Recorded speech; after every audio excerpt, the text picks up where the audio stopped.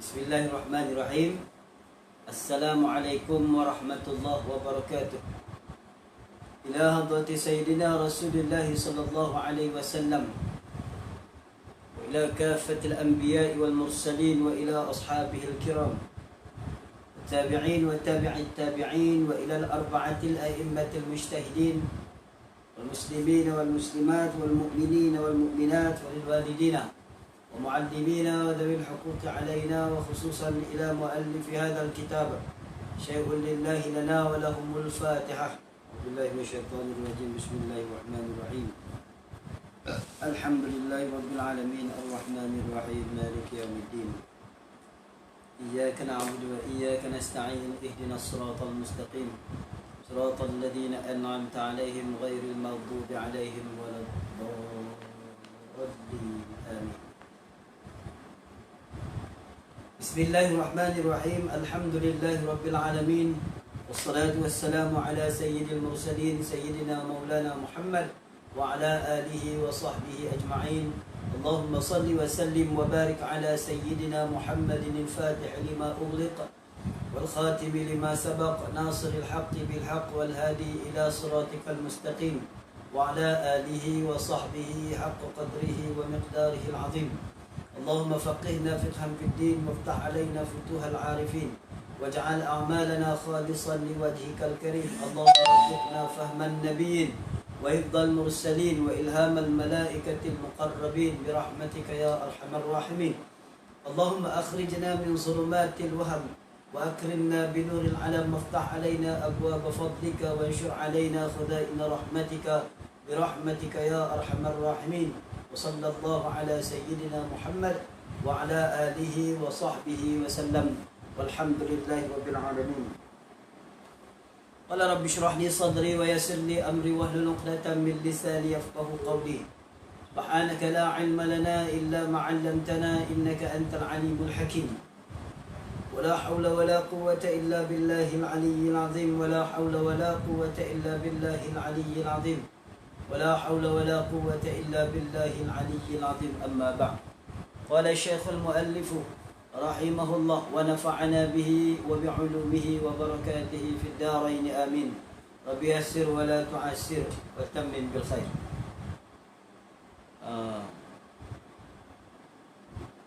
Alhamdulillah, kita dapat bersama lagi pada malam ini dalam sesi pengajian secara online.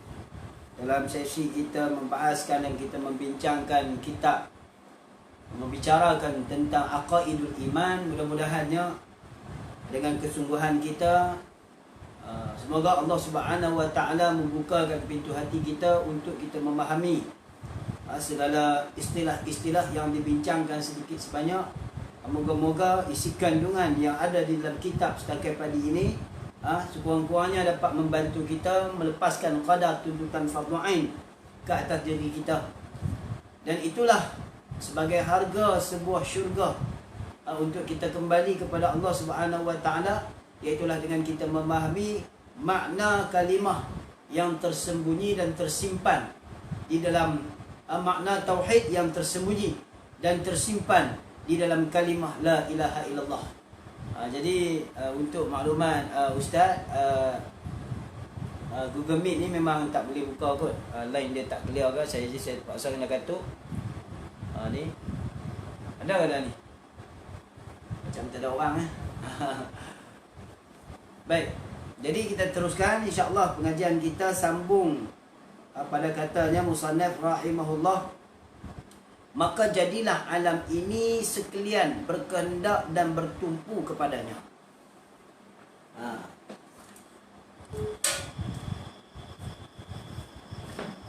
Baik, sambungan kita pada katanya maka jadilah alam ini sekalian berkehendak dan bertumpu kepadanya.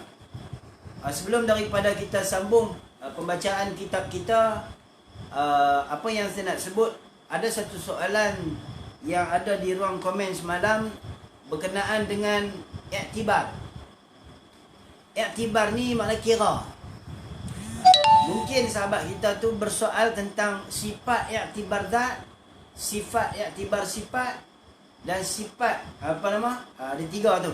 Sifat iktibar yang pertama sifat zat, yang kedua sifat iktibar sifat, dan yang ketiganya ialah sifat iktibar zat. Itu yang disebut dalam ruang komen semalam. Jadi kalau tuan-tuan ada beberapa soalan yang kita kata yang nak diajukan, boleh kita ajukan di ruang komen dan saya boleh tengok dan saya jawab malam esok. InsyaAllah. Kalau kata ni mana lebih persediaan lah untuk menjawab soalan tu. Jadi iktibar ni bahasa Arab. Iktibar ni kalau bahasa mudahnya kira. Kalau kita nak kira sifat tu belah mana? Tu. Sifat, contoh macam Asmaul Husna. Asmaul Husna ni sekalian nama-nama Allah. Asmaul Husna maknanya sekalian nama-nama Allah yang mulia.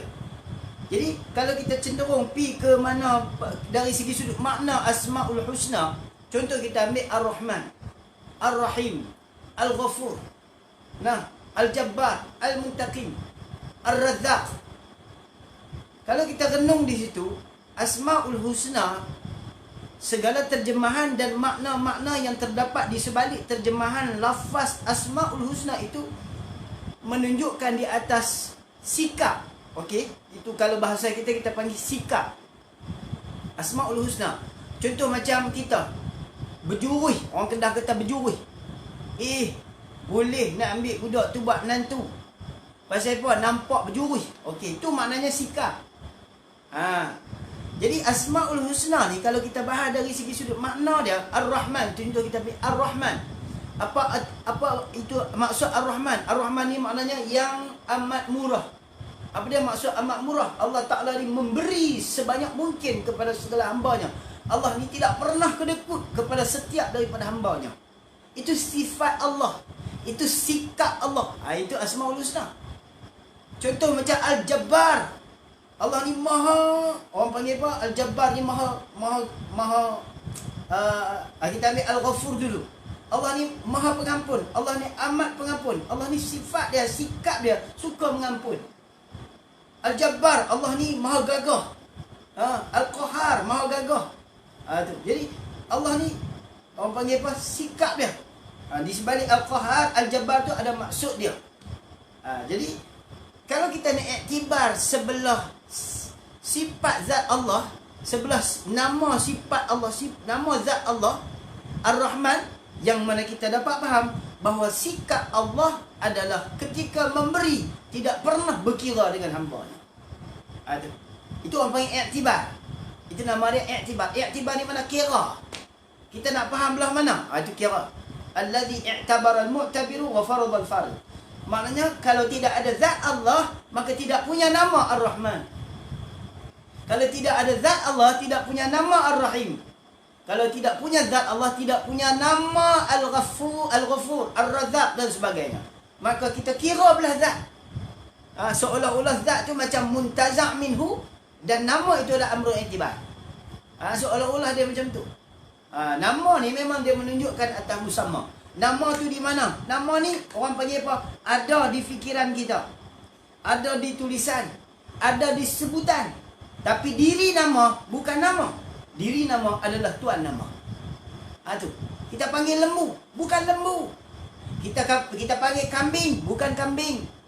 Kita sebut pinggan, bukan pinggan. Kita sebut di mulut kita garam, bukan garam. Itu panggilan. Nama bukan diri. Ini kaul yang masyhur. Bila kita panggil garam. Adakah masin kita sebut di periuk gulai kita garam. Adakah mencukupkan rasa masin? Rasa sedap, rasa seenak selera di gulai kita? Tidak. Kenapa? Bila kita sebut nama, itu bukan menunjukkan atas bila kita sebut nama, bukan diri benda. Tetapi dia merupakan satu petunjuk kepada diri benda. Sebut garam, apa yang kita faham? Sifatnya masin. Apabila kita sebut lembu, apa yang kita faham? Seekor binatang yang mengembor. Apa dia lembu? Boh. Itu kenal tu. Apabila kita sebut Ar-Rahman, kita faham zat Tuhan yang amat murah. Itu makna i'tibar. Apa makna i'tibar? Kira. Allazi i'tabara al-mu'tabiru wa faradal farid. Iktibar orang yang mengambil kira, yang nak mengambil faham. Itu makna iktibar. Mana kita nak iktibar nama Allah, kita faham zat Tuhan. Kalau kita ambil sifat nafsiyah dan salbiyah. Kita nak faham nafsiyah, kita nak faham salbiyah, kira belah mana? Tu. Sifat iktibar zat. Sifat tadi dia nak kira sebelah zat Tuhan.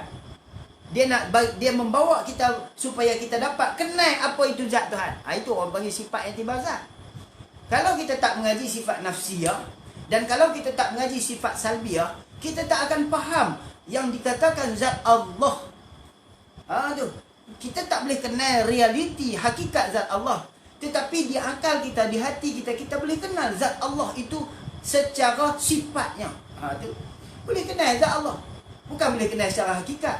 Apa itu wujud, apa itu qidam, apa itu baqa, apa itu mukhalafah, apa itu qiyamuhu binafsi, apa itu wahdaniyah. Maka kita kena kira kot sifat wujud, kena kira kot sifat qidam, kita kena kira kot sifat baqa, mukhalafah, qiyamuhu binafsi, wahdaniyah dan sebagainya. Tu. Kira pikut tu. Jadi iktibar ni maknanya dia orang panggil apa, skop untuk membantu kita memahami sesuatu. Dia nak menyokong akal fikiran kita untuk mendapatkan hasilan. Dapatan hasilan sesuatu itu. Itu makna iktibar. Kira ke otak kita. Boleh? Itu bagi orang yang bertanyakan soalan semalam, yang dimaksudkan dengan iktibar itu adalah kiraan akal. Kiraan akal. Jadi iktibar sifat pula. Sifat iktibar sifat. Apa makna sifat iktibar sifat? Iaitulah segala sifat-sifat ma'ani, segala sifat-sifat ma'ani, yang mana sifat ma'ani itu, dalam perbincangan sifat ma'ani, kita akan cerita dan kita akan bincang pada sesi yang akan datang. Perbincangan sifat ma'ani iaitulah hanya menyentuh tentang perbahasan diri sifat sahaja, bukan menyentuh tentang perbahasan zat ataupun sebagainya. Tidak ada. Dia hanya membincangkan dan menceritakan tentang zat Allah semata-mata, bukan yang lain. Yang tu. Itu yang perlu kita faham. Saya harap orang yang bertanya boleh fahamlah iktibar. Sifat iktibar zat. Nak kira kita nak belah mana? Asmaul Husna. Asmaul Husna. Ni orang yang tak mengaji sifat 20, dia tak boleh nak beza sifat 20 dengan Asmaul Husna. Saya duk perhati tengok, kita duk perhati tengok, bukan saya seorang, tapi kita duk perhati tengok orang yang dia hanya memfokuskan perbahasan Asmaul Husna, dia tak akan ambil berat dan dia tak akan ambil penting sifat 20. Sebab apa? Bagi dia Asmaul Husna adalah sifat Tuhan.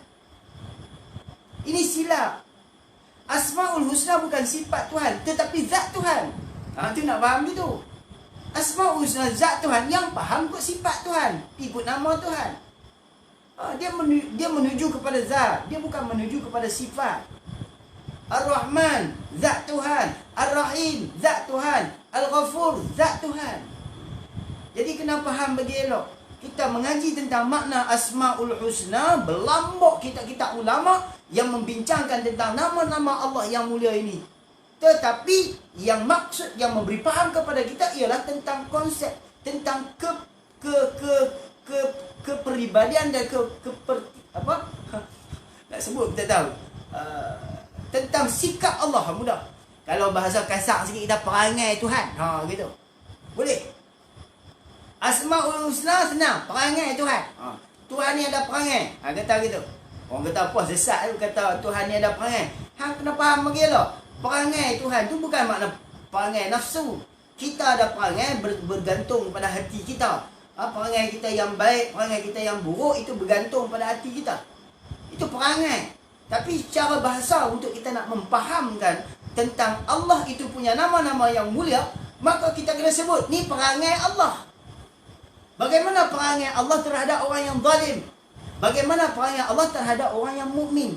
Kita kena terpaksa kita kena guna istilah tu, istilah perangai. Jadi harap tuan-tuan boleh faham pendekatan tentang Asmaul Husna dengan pendekatan sifat 20. Sebab tu ulama tidak campur adukkan antara Asmaul Husna dan sifat 20. Apa tujuannya? Kerana lain-lain padang. Asmaul Husna tu cerita lain, sifat 20 cerita lain. Hampa jangan duk buat semacam. Ini pendakwah-pendakwah yang kita perhati tengok. kalau dia upgrade, kalau dia up cerita tentang Asmaul Husna, seolah-olah Asmaul Husna tu fardu ain. Asmaul Husna dia bukan tuntutan fardu ain untuk kita memahami. Dia cuma fadilah, dia cuma fadail. Berdasarkan kepada beberapa hadis yang menyatakan tentang bila mana kita memahami, kita menghafaz akan Asmaul Husna serta kita memahami makna-makna yang terdapat di Asmaul Husna, itu akan membuka kepada kita pintu-pintu syurga Allah Ta'ala terbentang luas, memudahkan kita masuk ke dalam syurga. Kita menjaga menhafizah, barang siapa yang menghafaz yakni memahami akan nama-nama Allah Ta'ala yang mulia itu, Allah Ta'ala masukkan dia ke dalam syurga. Itu maksud dia. Jadi lain sifat 20 bukan cerita pasal zat, bukan cerita pasal perangai. Sifat 20 kita nak kenal makna Tuhan tu Allah. Kita nak kenal makna ketuhanan. Saya kira sekadar tu untuk yang disebut sebagai iktibar tadi. Kau tak faham? Iktibar zat, iktibar sifat zat, sifat zat, sifat iktibar zat, sifat iktibar sifat. Ini konsep yang kita nak mengasingkan. Bila kata sifat zat, apa dia? Tumpu kepada zat Tuhan. Perangai ni mana diri orang tu pula. Dia tu Allah bagus ya. Perangai dia. Diri dia lah. Kita faham dia. Habis. Kemudian bila kita cerita tentang sifat iktibar zat. Apa dia sifat iktibar zat? Nafsiyah, salbiyah. Okey? Akan datang. Dan yang ketiganya ialah sifat iktibar sifat, iaitulah sifat ma'ani. Sifat ma'ani. Habis tuan-tuan, kita nak sambung. Siri kita 20 siri lah, bukan boleh cerita banyak-banyak. Cerita banyak-banyak jam. Kemudian kata musannaf rahimahullah, maka jadilah. Jadi bila Allah Ta'ala itu Tuhan bagi kita, yang mana kita ni makhluk, dan Tuhan itulah yang menciptakan kita, maka apa yang kita boleh faham di sini, maka jadilah alam ini sekalian berkehendak dan bertumpu kepadanya. Maka jadilah. Jadilah ni makna apa? Amrul khariji lah. Wujud. Alladhi kullu syai'in yattasifu bil wujud fahuwa mawjud. Tiap-tiap sesuatu yang bersifat dengan ada, maka dia diri yang ada. Ada yang ada. Ada itu sifat, yang ada itu zat. Maka kita ini bersifat dengan wujud. Kita ni segala makhluk ni bersifat dengan wujud, maka diri kita adalah mawjud. Apa dia mawjud? Terbungkin, orang Kedah kata. Tak tahulah betul ke tak. Saya orang Perlis, tapi dekat dengan Kedah. Makna terbungkin. Terbungkin ni makna khariji, realiti. Memang kita pegang tubuh dia ada. Macam angin berasa. Angin ni duk tembak mai, ni macam angin duk tembak mai kat saya ni, saya berasa. Orang panggil sifat idrak kita, kulit kita dapat rasa. Maknanya benda tu ada. Angin tu ada, cahaya tu ada. Tu kullu syai'in yatasifu bil wujud fa huwa mawjud. Setiap benda, setiap sesuatu yang bersifat dengan ada, maka dia itu yang ada. Ada itu sifat, yang ada itu diri benda, iaitu zat. Gitu. Jadi maka jadilah. Sebab apa jadi? Kerana Tuhan itu yang menjadi. Kerana sifat fi'il Tuhan yang hasil daripada sifat perbuatan Tuhan, yang hasil daripada kudrat Tuhan, daripada taksis Tuhan, daripada ilmu Tuhan, maka kita ada. Kita duduk dalam plan Tuhan. Kita ni adalah skrip Tuhan. Maka jadilah alam ini. Apa dia alam? Ma siwallah. Apa dia alam ini? Ma siwallah. Jadilah, yakni jadilah dengan perbuatan Tuhan itu akan alam ini sekaliannya. Alam ini. Jadilah alam ini. Jadi alam ini. Dia ada beberapa istilah. Selalunya kalau kata secara berdepan, saya banyak pakai whiteboard. Saya pun tak ada lah gantung whiteboard di belakang ni. Pasal ni bukan bilik kelas ke bilik pengajian ke apa. Kita buat dalam rumah ya. Jadi kebiasaannya kita pakai whiteboard. Maknanya kalau tuan-tuan, kalau jumpa guru-guru yang mengajar berhadapan dengan tuan-tuan, apa-apa sahaja istilah yang tuan-tuan tak faham, minta ditulis. Itu. Ini orang panggil apa? Cara mudah untuk membantu sahabat-sahabat kita, orang awam, yang terutama sekali yang baru nak langkah masuk mengaji ilmu tauhid. Kita kena tolong mereka. Kita kena permudahkan urusan mereka nak mengaji, nak faham. Kerana mereka masuk join dengan kita ni, memang mereka nak mengaji ilmu tauhid. Tu. Ni bukan senang ni mengaji live ilmu tauhid, live sampai 48, 50, semalam sampai 70. Ni Google Meet ada problem sikit. Jadi bukan senang. Selalunya kebiasaan kalau mengaji ilmu tauhid ni dia tak banyak. Ni kira pengajian khusus. Saya buat daurah, cerita habis sikit. Saya buat daurah pengajian di Masjid Besi dengan tim saya. Dengan tim Matlab. Di Masjid Besi. Permulaan pendaftaran 150 orang. Tapi last kali Allah Ta'ala pilih yang betul-betul istiqamah 30 hingga 40 orang. Sampai ke hari ini. Dah lah PKP pula. Ini nak abang kata apa? Mengaji ilmu tauhid ni seorang tu mesti buat satu persiapan kekentalan dalaman dia. Dia mesti kena buat persediaan. Dia kena mesti tanamkan dalam hati dia, aku ni nak mengaji ilmu tauhid sampai faham. Kerana apa? Kerana awarid dia cukup banyak. Yang mengganggu, yang menghalang dia cukup banyak. Kadang-kadang lah kan. Kadang-kadang sampai duk mengaji. Waktu malam Tok Guru duk mengajar tu, Tok Guru tanya semua faham. Tapi bila Tok Guru mati, dah berulang-ulang Tok Guru mati 2, 3, 4 orang. Akhirnya dia kata aku mengaji 7 Tok Guru dah. Nah, 1800 kitab dah aku mengaji. Tapi aku tak faham ilmu tauhid. Tuan-tuan, yang sebenarnya bukan dia tak faham, tapi dia lupa istilah yang diajarkan oleh guru.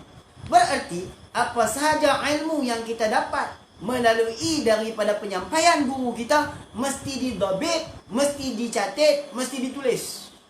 Itu bukan salah guru, bukan salah kitab, bukan salah ulama-ulama dulu ketika mereka menulis dan menyampaikan ilmu tauhid kepada kita, tetapi salah kita kerana mengabaikan ilmu tersebut. Itu salahnya kita disebabkan kita menyampaikan ilmu, kita mengabaikan ilmu tersebut, ilmu yang disampaikan oleh guru kita. Baik.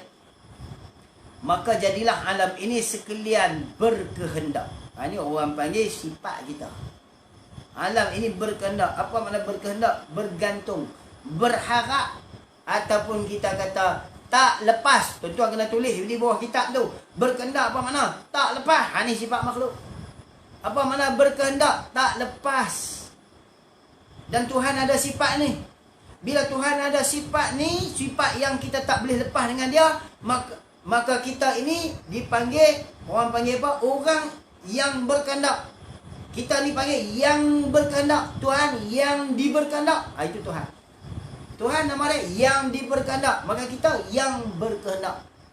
Kenapa? Kerana Tuhan ada sifat tu. Maka jadilah sekalian daripada alam ini berkehendak dan bertumpu kepadanya. Ada berkehendak dan bertumpu kepadanya. Tak boleh lepas. Kenapa? Kerana Tuhan ada sifat ni. Saya kita nak cerita. Baik. Jadi bila sebut kata alam ini, kita balik kepada alam. Alam ni tuan-tuan, bila kita sebut alam, apa dia yang tuan-tuan faham daripada lafaz alam? Alam ni dia hanya satu lafaz, tetapi dia ada maksud dan makna yang tersembunyi. Kita dah sebut semalam. Apabila disebut tentang Tuhan, perlu dipaham dua perkara. Siapa boleh jawab? Jawab.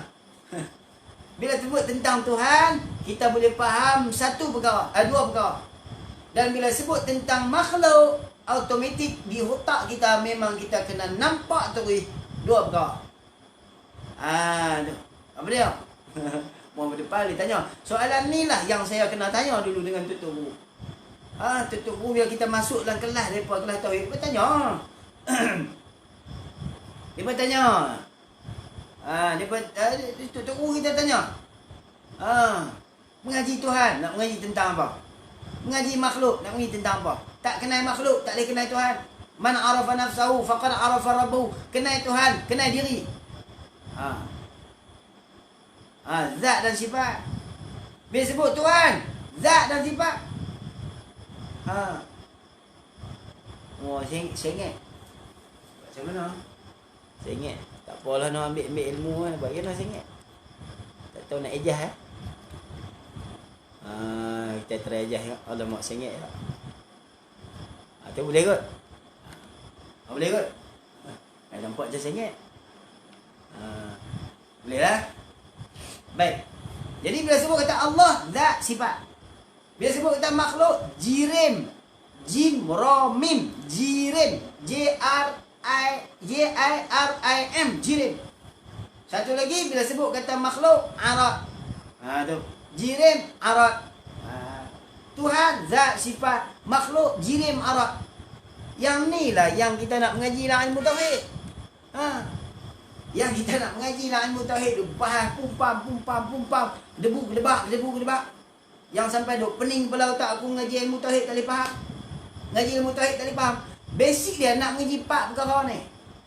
Daripada zat, sifat, kita nak kenal 20 sifat Tuhan. Daripada jirim, arad, kita nak kenal segala lawazimul jirmi dan juga arad. Ataupun dalam satu istilah yang lain dipanggil ilmu maqulatil asyarah. Ilmu maqulat ada 10 perbahasan. Tu. Jadi tak ada menyusahkan kita. Tak ada nak menyusahkan kita dan tidak ada membebankan kita. Kerana sebelum kita nak masuk membincangkan 6 ataupun 10 perkara yang disebutkan oleh Imam Sanusi, kita perlu tambah dulu di dalam hati kita 4 perkara ni. Apa dia? Zat, sifat, jirim, arad. Lagu tu. Zat, sifat, jirim, arad. Baik. Lepas tu bila kita sebut alam. Tu. Kan dalam kitab ni dia sebut alam. Alam, ain, alif, lam, mim. Kita pun duk sebut selalu. Mana bukti kata Allah tu wujud? Baharu alam ini. Bila ditanya apa itu alam, kita pun sebut ma siwa Allah. Pasal apa? Dobit tulis dah semalam. Hak saya kata ke, hak orang lain kata, tu boleh kata ke. Apa dia alam? Ma siwa Allah. Barang selain daripada Allah itu dipanggil alam. Jadi kepala otak kita ni perlu cepat kena tangkap. Apa dia alam? Ma siwa Allah. Apa dia maksud ma siwa Allah tu? Lah, hak tadi. Apa dia? Jirim, arad. Maka sebab itulah kita kena faham satu lagi istilah yang dipanggil sebagai amrun i'tibari, intizai dan juga muntazak minhu bagi amrun i'tibar. Bagi perkara yang i'tibar. Maknanya alam itu ialah alam itu ialah intiza. Kita sebut satu istilah. Alam itu dipanggil sebagai intiza, yang terkeluar, yang terfaham daripada situ. Dan jirim, arad ataupun jisim itu dipanggil sebagai muntazak minhu. Muntazak minhu. Macam mana kita reti alam kalau tak reti jisim, arad? Kalau kita tak reti jirim, arad, maka kita tak boleh nak reti alam tu apa dia. Di depan mata kita ni alam. Apa dia alam ini? Alam ini apa dia? Bunian ke? Alam ni jin setan ke? Alam ni apa dia? Alam ini jirim, arad. Bila sebut kata jirim, arad, habis ke semua. Tak ada satu habuk pun yang wujud, yang maujud, yang boleh lari daripada kategori alam. Habis ke semua. Kuliah, bukan juz'i. Habis semua. Tidak ada juz'i lagi dah. Semua habis. Ambil daripada arah yang kita cerita semalam sampai ke diri kita. Sampai ke batin kita, jantung kita ni kunci dah. Ini alam. Ni alam. Tempat rumah Baitullah ni. Ni alam. Tu. Sebab tu dia kata, maka jadilah alam ini. Apa dia alam? Amrun i'tibari. Lafaz. Sebab bila sebut alam, yang kata alam ini dia nama bagi jirim, nama bagi jisim, dan nama bagi sifat bagi jisim. Itulah alam. Itu alam. Kemudian katanya lagi musannaf rahimahullah. Boleh kot lagu tu nah. Sikit-sikit. Tu. Dia ada lagi lah, banyak jenis lagi. Kita dah sebut 2 istilah dah di sini. Yang pertama makhluk, kita sebut semalam. Yang kedua alam. Kalau kita sebut makhluk, apa dia makhluk? Ma khalaqallah. Kena kepada sifat fi'il. Apa-apa saja yang Allah ciptakan, itu nama dia makhluk. Lepas tu kita sebut pula alam. Apa dia alam? Ma siwallah. Madlul dia lain-lain. Kan? Madlul dia mana sama. Mafhum dia tak sama. Walaupun hakikat dia diri benda yang satu. Tak sama. Alam, madlul dia lain. Kepala otak kita kena faham lebih lain. Kalau sebut makhluk, kita kena faham lebih lain.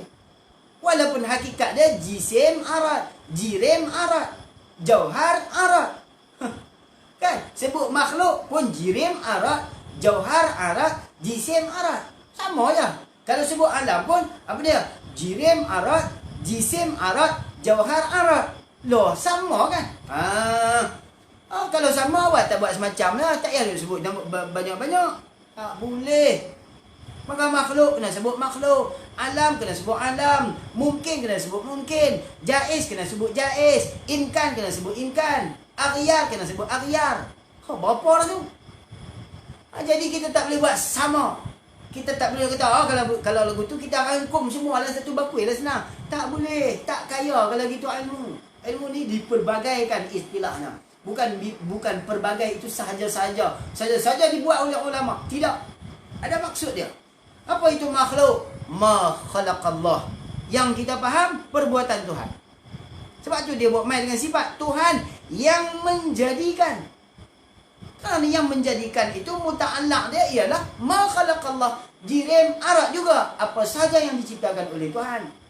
Bila Tuhan mencipta, maka adalah ciptaannya. Siapa ciptaan Allah? Nama dia makhluk. Boleh tak kata dia? Boleh tak kita kata, siapakah ciptaan Allah? Aghyar. Boleh? Boleh tak kita kata, apakah itu ciptaan Allah? Mungkin. Boleh? Lain-lain tiba. Tidak ada masalah. Maka jadilah alam ini sekalian berkehendak. Apa makna berkehendak? Saya sebut tadi, berkehendak apa maksud dia? Apa dia makna berkehendak tadi? Tak lepas. Bila tak lepas, dia duduk melekat. Tak lepas ni mana dia duduk melekat ni. Dia tak boleh lepas. Seketul batu, seekor nyamuk, sezarah daripada oksigen boleh lepaskan daripada Allah? Tak boleh. Itu maknanya bergantung, berkehendak, ataupun kita panggil bertumpu. Dalam kitab ni panggil berkehendak dan bertumpu. Itu nama dia ataf tafsir. Ataf yang sama maksud. Kerana apa? Kerana pada kita tidak punya dua istilah nama yang dipanggil terkaya dan kaya. Hakikat dia memang tidak ada. Cuma kita dia orang panggil apa? Kaya dunia. Orang panggil kaya. Kerana kaya dan terkaya itu milik Allah. Ini ada satu perbahasan yang agak sikit lain. Kaya dan terkaya. Kalau kita kata terkaya sifat Tuhan, kaya sifat kita, boleh. Tapi yang lebih tepat, kalau dinilai dari segi sudut pentafsiran makna kalimah La ilaha illallah Muhammad Rasulullah, La ada 5, Ilah ada 6, Illah ada 4, Allah ada 5.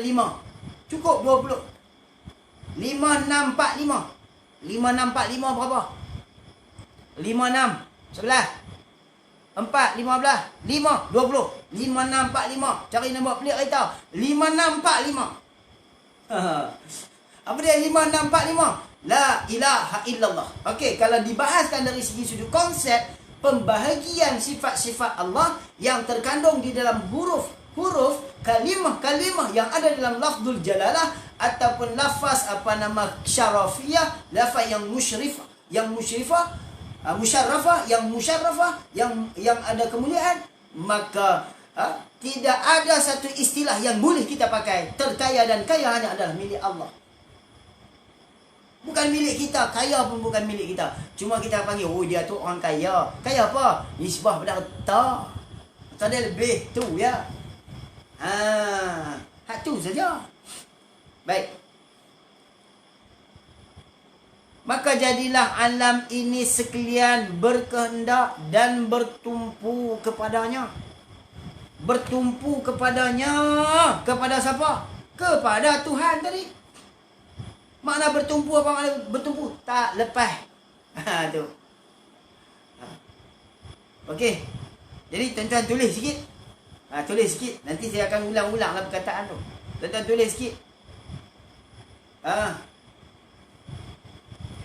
Wujud Allah. Ada Tuhan. Tak sabit kerana. Tu. Ini lafaz Tok Guru ni. Ini memang kita ambil daripada Tok Guru. Ada Tuhan tak sabit kerana. Ada kita sabit kerana. Ada Tuhan tak sabit kerana. Ada kita sabit kerana. Siapa-siapa nak tulis, tulislah. Ada Tuhan tak sabit kerana. Mana ada Tuhan tak ada kerana. Tak ada bersebab. Tak ada bersangkut dengan siapa. Tak ada terikat dengan siapa. Kenapa? Tuhan itu kaya lagi terkaya. Karena Tuhan itu kaya lagi terkaya. Kaya itu di mana? Kaya itu di sebahagian daripada sifat dia. Terkaya itu di mana? Terkaya itu pada zatnya. Tu. Habis kita ada kita apa nama orang kata apa? Ada kita sabit kerana. Kenapa? Kerana kita ni kaya pun tidak, terkaya pun tidak. Itu maksud dia. Ada Tuhan tak sabit kerana. Kenapa? Tuhan itu kaya lagi terkaya. Tuhan itu kaya lagi terkaya. Habis ada kita sabit kerana. Kenapa? Kaya pun tidak, terkaya pun tidak. Itu kita. Pasal apa? Pasal kita ni sabit kerana. Kerana apa? Kerana dulu kita tak ada, Tuhan bagi ada. Itu satu. Apa nama? Dulu kita tak ada. Bila kita tak ada, Tuhan buat bagi ada. Kenapa kita ada? Kerana Tuhan yang menciptakan kita. Pasal apa Tuhan menciptakan kita? Kerana dulu kita sudah buat perjanjian dengan Tuhan. Alastu bi rabbikum? Alastu bi rabbikum? Bukankah aku ini Tuhan kamu? Lalu kita pakai ramai-ramai kata. Ini pun ulama bahas. Ketika itu, kata sebagian daripada ulama, Allah mengeluarkan semua zuriat Adam ini daripada sulbi Adam supaya membuat pengakuan di hadapan Allah. Semua kita duduk berhimpun di dalam sulbi Adam. Tu. Semua kita duduk berhimpun di situ. Semua duduk berhimpun di situ. Bila berhimpun di situ, Allah keluarkan supaya mengaku di hadapan Allah. Tu. Apa yang kita mengaku? Qalu bala syahidna. Wahai Tuhan, kami mengaku dan kami menyaksi bahawa Engkaulah Tuhan kami. Maka Allah Ta'ala keluarkan kita ke alam dunia ini supaya nak membuat penyaksian di hadapan Allah Subhanahu Wa Ta'ala dengan kita menyaksikan seluruh kekuasaan Tuhan. Tetapi sebahagiannya beriman dan sebahagiannya lagi engkar, kufur terhadap Allah Subhanahu Wa Ta'ala. Bila sebahagiannya engkar kufur, maknanya mereka melanggar janji Tuhan. Kerana itulah. Kerana apa? Kerana Tuhan nak Tuhan nak memperzahirkan janji kita di hadapan Tuhan.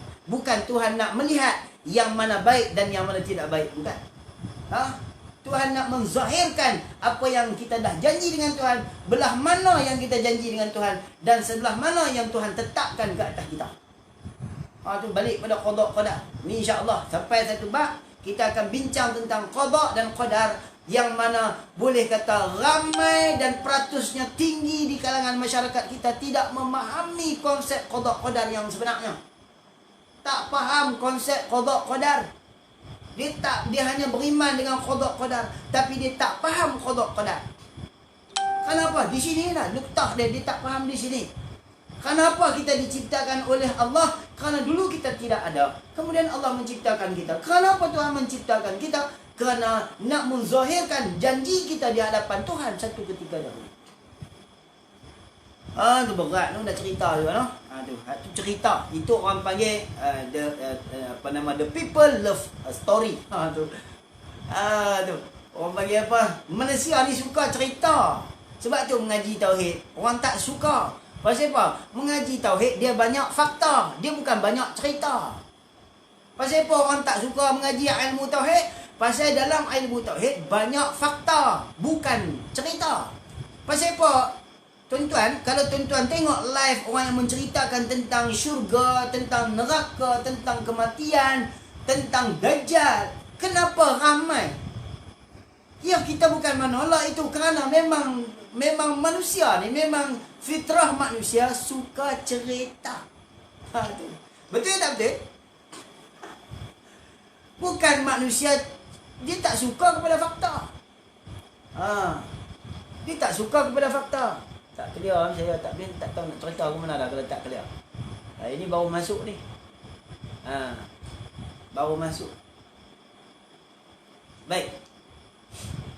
Nah, betul tak betul? Betul. Ha, ada seorang jawab. Ha, betul ke betul? Itu nanti asal. Betul ke betul? Ah, clear. Maknanya mengaji ilmu tauhid, dia tak banyak cerita, dia hanya fakta. Sebab tu khilaf di antara para ulama melibatkan fakta, bukan cerita. Kalau tuan-tuan nak dengar cerita yang sedap di hati, tuan-tuan kena pergi dengar tazkirah. Tauhid tak ada cerita tuan-tuan ni, sikit sangatnya. Cerita tentang Mu'tazilah berkelahi bergaduh, itu cerita yang kadang-kadang perlu kita masukkan. Oh, tapi kalau daurah yang singkat macam ni, macam mana nak bawa cerita? Fakta pun tak lepas. Fakta pun tak lepas. Okey. Jadi dan bertumpu kepadanya. Apa makna bertumpu? Tak lepas. Tadi saya sebut 2, ada lagi 4, semuanya ada 6. Lain kali. Pasal tok guru saya buat lagu tu juga kat saya. Tok guru saya buat lagu tu juga kat saya. Pasal apa tok guru tak cerita habis dah kata ada 6. Dia kata awak hamba seorang yang nak masuk syurga, aku tak mau masuk. Maknanya mengaji biar lama. Oh gitu, baru kita faham. Ada. Baik. Okey. Dan bertumpu kepadanya. Apa makna bertumpu? Tak lepas. Itu mana tak lepas. Jangan siapa duk rasa lepas. Fabtari apa? Apa kata Allah dalam Quran tu? Apa? Fabtari rabban ghairuh. Maka hampa pergi carilah Tuhan yang lain daripada Allah Ta'ala. Nak pergi cari mana? Yang kita duk kata La ilaha illallah tu isbat Tuhan. Bukan nafi Tuhan.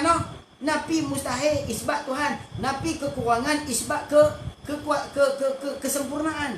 Kita menafikan kekurangan pada Tuhan, dan kita mengisbatkan kesempurnaan. Itu dinamakan akidah. Nafi satu, sabit satu. Saya kata lagu tu. Apa dia akidah? Apa dia itu pegangan? Pegangan ni nafi satu, sabit satu. Itu mana pegangan? Orang yang tidak ada pegangan, nafi pun tidak, sabit pun tidak. Ini yang membimbangkan. Dia tak pernah nafi dan dia tak pernah isbat. Kalau dia ada isbat, berarti dia ada nafi. Kalau dia ada nafi, berarti dia ada isbat. Tetapi dalam ilmu dan akidah, dalam ilmu tauhid dan bab akidah, mesti dijelaskan nafi dan isbat. Contoh macam kita kata, oi, apa nama, ambil TOS tak TOS kurang manis no? Kurang manis makna dia nafikan manis. Tak manis.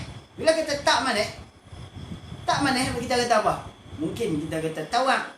Tawak lah. Kita kata tak manis, tawak lah. Tak masin, tawak lah. Tapi kita tak boleh kata garam lawan dia gula. Tak boleh. Garam lawan masin bukan lawan dia manis. Masin bukan lawan dia masam. Pedas bukan lawannya tawak. Pedas bukan.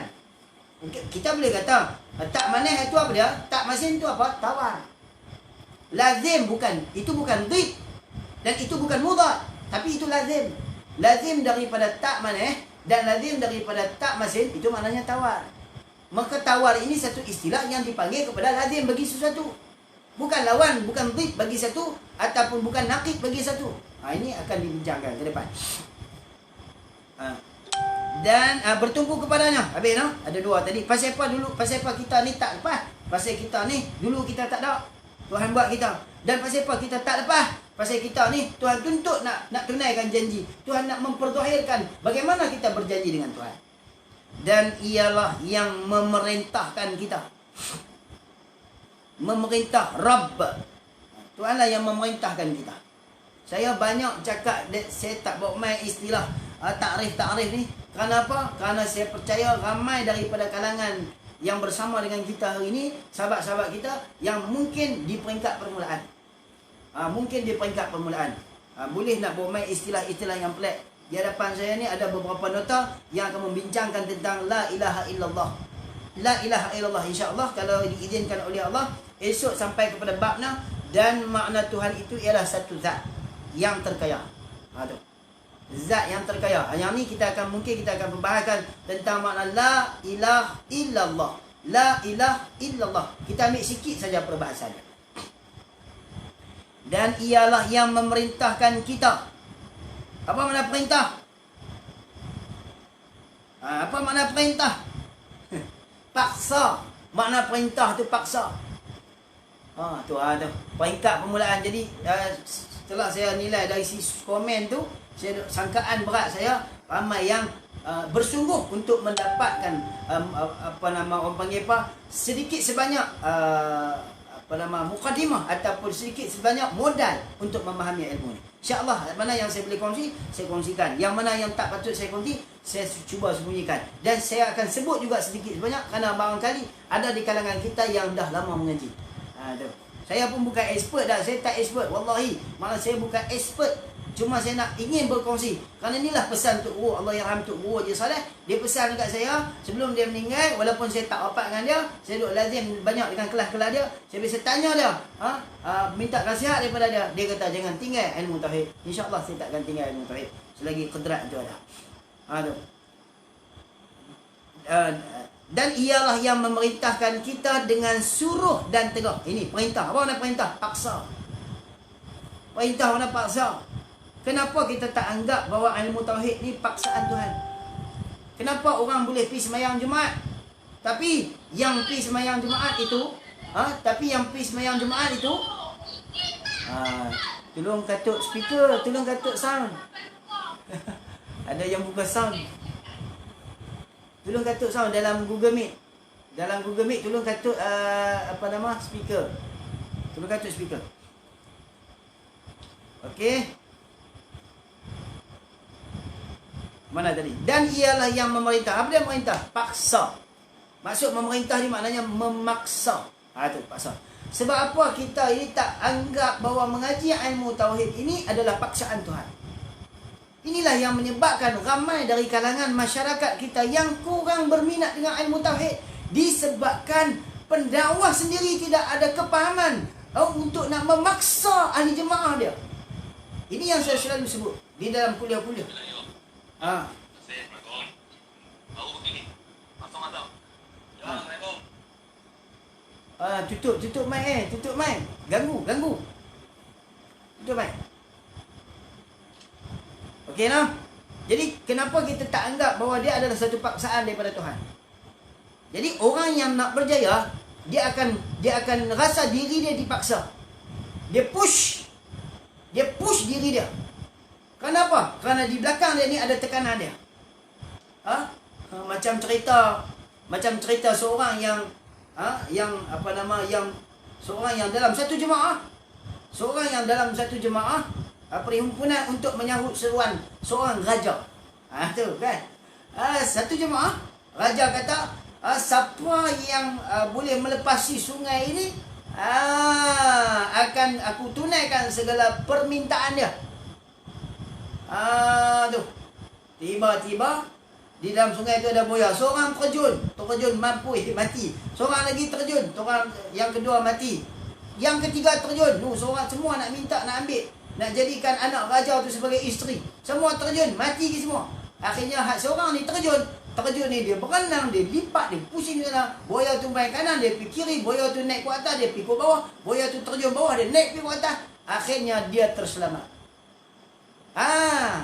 Adakah dia ni orang yang orang panggil apa, yang mempunyai kepakaran ataupun yang mempunyai skill? Belum tentu.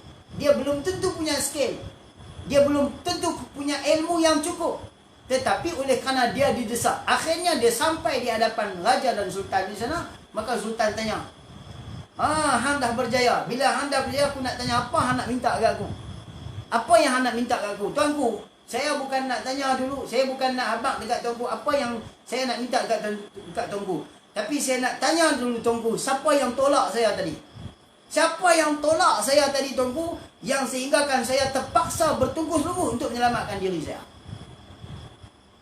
Itu maknanya kalaulah tidak ada seorang itu beranggapan bahawa Allah tekan dia dari belakang, maka dia akan mengabaikan ilmu tauhid.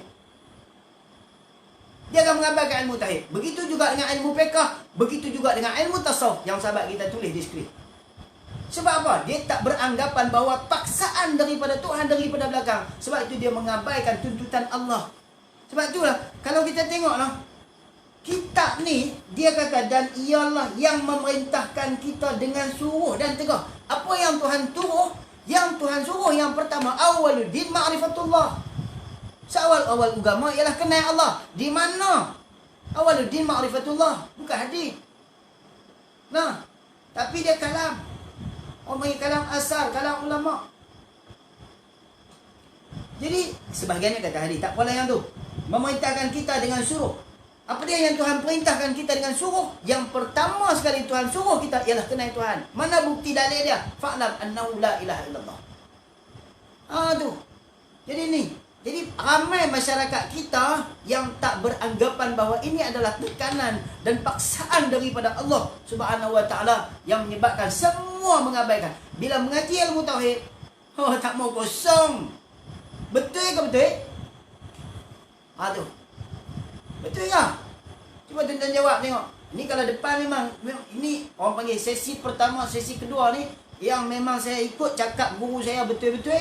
Dan sesi pertama, sesi kedua ni adalah lebih kepada orang kata apa, menyatakan hasrat untuk guru kita, ataupun kita katakan cuci pemikiran dululah. Orang putih kata apa, tak tahu. Tu. Nampak tu. Ramai masyarakat kita tu. Maknanya kalau kita tengok di pondok-pondok, banyak di pondok-pondok boleh kata mengajar kita tauhid ni saja-saja. Ustaz Hafiz Imam muda kita, Ustaz Zikri kita yang menjadi penganjur, saya follow dia pak. Dia pun baca tauhid. Jangan kira sedap tak sedap. Yang penting istilah tu dibicarakan. Bukan nanti sedap. Kalau tuan-tuan bisa pergi mengaji kat Pak Long Mi. Pak Long Mi tu jenis pembang suara dia. Bukan nanti sedap tak sedap. Tapi buah ilmu. Brainwash. Brain kepala tu. Itu. Nak abang kata kalau kita tidak ada tekanan dari belakang, orang tak push kita, kita takkan boleh push diri kita, tuan-tuan. Maka kita kena ingat bahawa Allah tekan kita dari belakang, yang mana di hadapan kita ada satu mara bahaya, itulah neraka kalau kita tak kenal Tuhan. Allahu Akbar wala'iyyazubillah.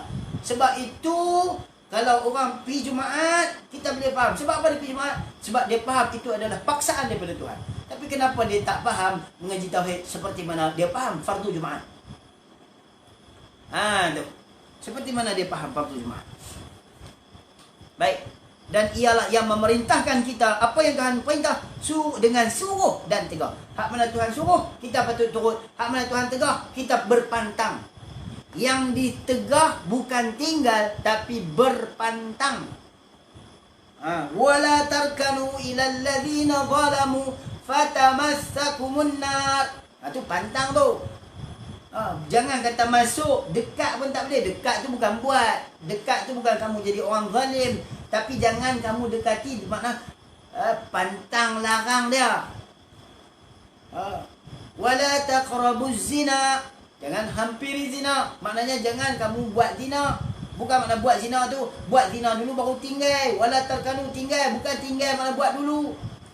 Tapi tinggal bermakna berpantang. Jangan dekati. Jangan jadikan suatu asbab pun untuk mendekati sesuatu itu. Pantang, tinggal. Tinggal asbab dia. Bukan tinggal berbuat. Tinggal kepada asbab. Masya Allah. Kalau kamu bersahabat dengan orang yang zalim, selama-kelamaan kamu akan jadi zalim. Kalau kamu bersahabat dengan dengan orang yang hatinya keras, lama-kelamaan kamu akan jadi keras hati. Tu. Kalau kamu bersahabat dengan orang yang suka kecam orang, kecam sampai lebam. Kamu suka bersahabat dengan orang yang suka kecam orang, lama-kelamaan kamu pun akan kamu akan bersifat suka mengecam. Kenapa? Kerana kita al-mar'u ala dini khalilih. Seseorang itu di atas orang panggil apa, kepribadian saudara teman rakan taulan dia. Maka kamu nak bersifat dengan ikhlas, kamu kena perlu cari sahabat yang memang ikhlas. Itulah guru-guru. Guru kita pun tak tahu ikhlas ni, tapi kita kena bersahabat dengan orang yang baik. Kalau orang yang suka mengata ke orang, sumbat mulut dia dengan sekerat mentah. Jangan kawan. Dengan suruh dan tegah dan memberi rezeki dan lainnya. Ini orang panggil sifat Tuhan. Apa dia sifat Tuhan? Tuan-tuan tengok ada 3 poin. Yang pertama, Tuhan itu memerintah. Bila kata Tuhan itu memerintah, Tuhanlah yang memerintah, Tuhan yang duk push kita, Tuhan yang duk tekan kita. Tuhan yang duk push kita, Tuhan tekan kita. Apa yang Tuhan tekan kita? Dua perkara. Suruh tegak. Suruh tegak. Tak apalah. Bila Tuhan suruh tegak, apa yang Tuhan suruh tegak, kita ikutkan dia, kita follow kehendak Tuhan. Akhirnya, apa yang Tuhan jamin kepada kita, itulah rezeki. Manusia akan sibuk dengan hal-hal dunia sehingga dia meninggalkan suruh dan tegah Allah disebabkan dia sibuk dengan urusan rezeki dia. Betul ke betul? Bahasa ni saya pinjam. Tapi memang bahasa ni terbaik. Walaupun bahasa ni saya baru dapat, tapi bahasa ni lah bahasa motivasi diri. Dia tidak pernah ada istilah nafi.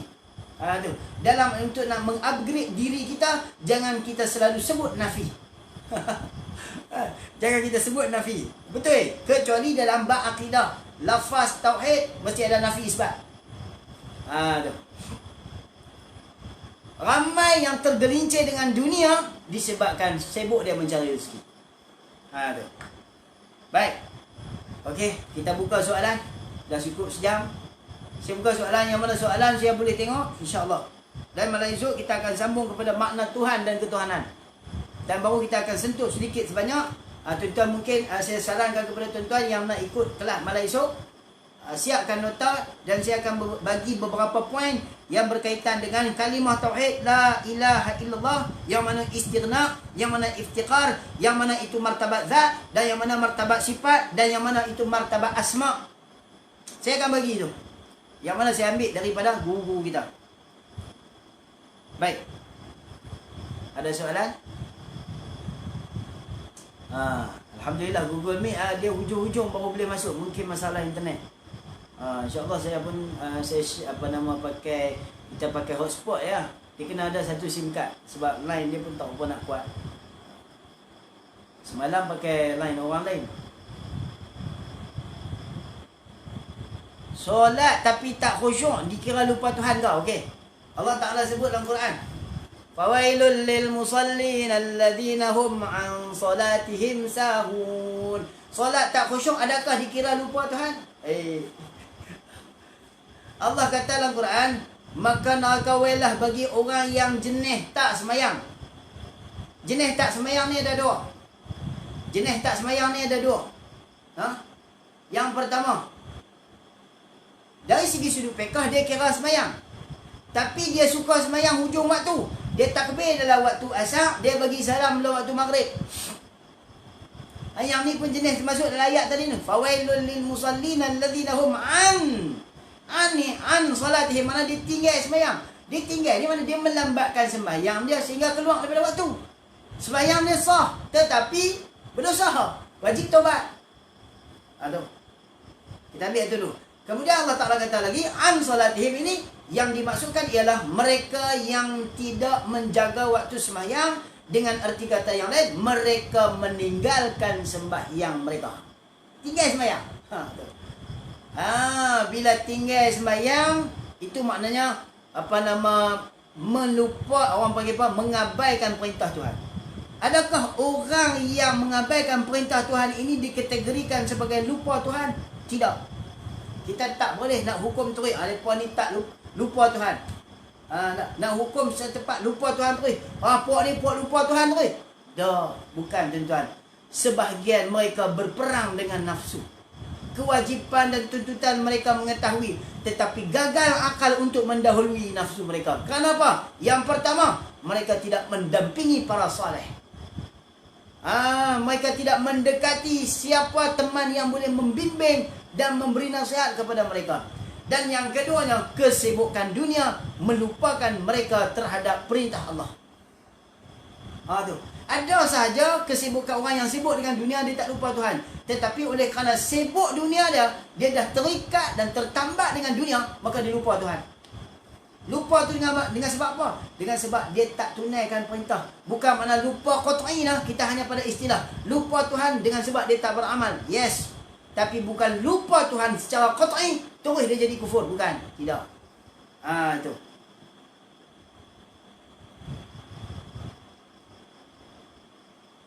Okey. Okey, khusyuk ni sunat. Khusyuk ni sunat.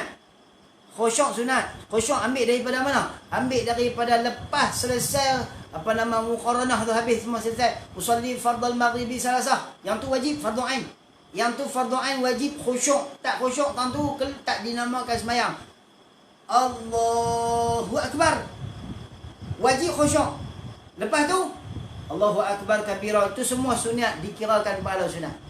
Kalau sekiranya dia sembahyang ikut tertib sembahyang, dia baca surah Al-Fatihah, kemudian dia rukuk, dia i'tidal, walaupun dia tak baca apa pun sampai kepada tasyahud akhir, barulah dia baca at-tahiyatul mubarakatus salawatut thayyibatillah. Itu pun sekadar yang dituntut fardu ain saja. Hal yang sunat belakang selawat Ibrahimiyah, selepas daripada selawat kepada Nabi dan selawat kepada ahli keluarga Nabi, terus dia tak assalamualaikum warahmatullahi, maka sembahyangnya dikirakan sah. Dikirakan sah. Maka khusyuk ni bukan fardu, tetapi sunat saja.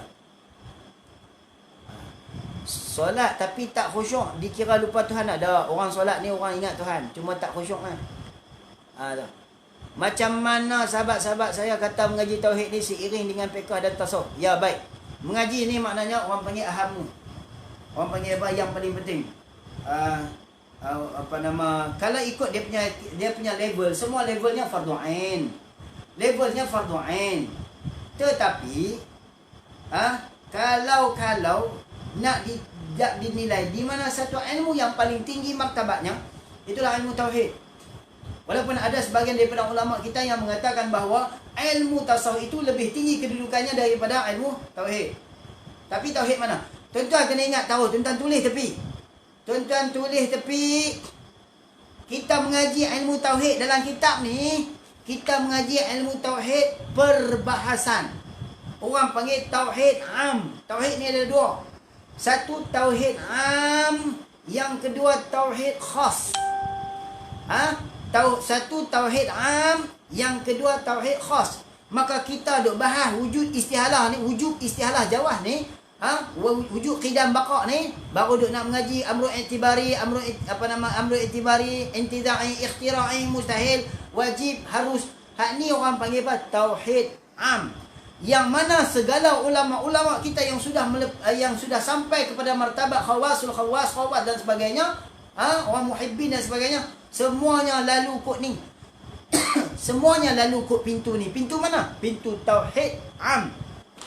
Tuan-tuan boleh buka di dalam kitab Risalah Al-Qushairiyah yang membincangkan tentang manaqib para alim ulama sufi, yang mana mereka menyatakan bahawa mereka lalui terlebih dahulu jalanan ilmu tauhid ni, mengenal Allah Subhanahu Wa Taala. Barulah mereka mencapai martabat tauhid khas. Bukan senang tuan-tuan. Ni duk merati la ilaha illallah, la ilaha illallah. Dah lah merati pun tak betul. Nak sampai ke Tuhan, dah dia mesti kena lalu kod ni. Mengaji kena bagi betul. Jadi maka tauhid pun kena mengaji, fiqh pun kena mengaji, tasawuf pun kena mengaji. Jadi kalau bertemu tiga-tiga ni, kita kena tengok keadaan kita. Hak mana yang dulu kita patut dahulukan. Seelok-eloknya kalau daurah itu dibuat tiga ini. Tauhid, fiqh, tasawuf. Ini kebiasaannya kalau mengaji khusus.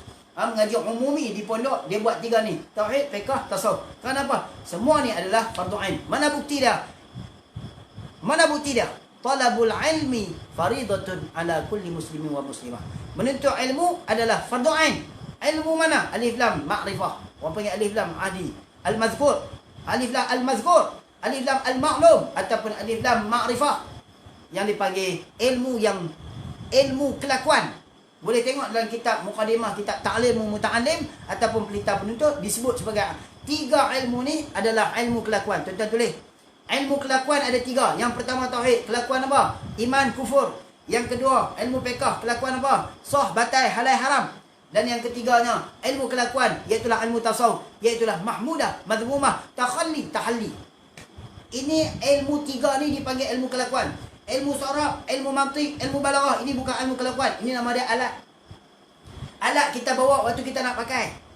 Tak pakai kita tinggal. Ilmu fardu ain bukan kita bawa, bukannya kita bukan alat. Kita pakai dia, kita bawa, kita tak pakai, kita tak bawa. Tak. Ilmu fardu ain sentiasa berada dengan kita. Itu yang sebab dituntut. Baik. Kemudian ada satu lagi.